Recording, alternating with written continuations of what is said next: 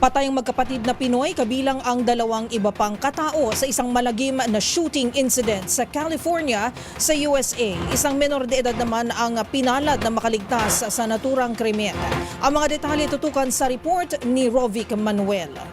Sabay-sabay na binawian ng buhay ang 4 na katao kung saan kabilang ang dalawang magkapatid na Pinoy sa Lancaster, California matapos ang insidente ng pamamaril. Sabado ng madaling araw nangyari ang insidente kung saan kinilala ang magkapatid na Pinoy na sina John V. Maquindang, 21 taong gulang at si Christine Asaca, 26 na taong gulang.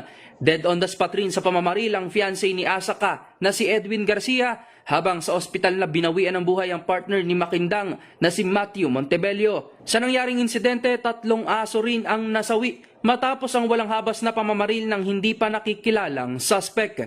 Sa ulat, nakaligtas at nasagip ng otoridad ang 16 na taong gulang na isa sa mga kapatid ng biktima matapos itong makapagtago at makatawag sa 911. Wala pang naarestong suspect ang mga otoridad sa ngayon at hindi pa rin tukoy ang motibo sa nangyaring krimen maging sa pinagmulan ng sunog sa bahay na agad namang naapula. Sa ngayon, humihingi naman ng tulong pinansyal ang pamilya ng mga biktima para sa gastusin ng mga natitirang kapatid, gayon din ng hustisya sa nangyaring trahedya. Para sa MBC TV Network News, ito si Rovic Manuel, una sa Pilipinas, una sa Pilipino.